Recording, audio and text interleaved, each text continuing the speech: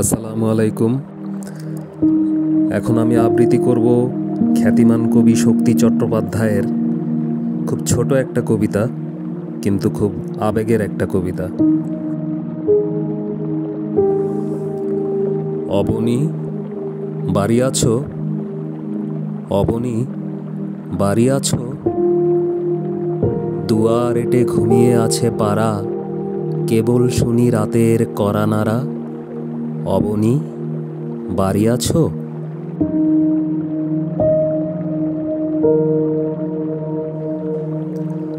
বৃষ্টি পড়ে এখানে 12 মাস, এখানে মেঘ গাভীর মতো চড়ে। পরাগ মুখ সবুজ নালি ঘাস দুয়ার চেপে ধরে। অবনী বাড়ি আছো?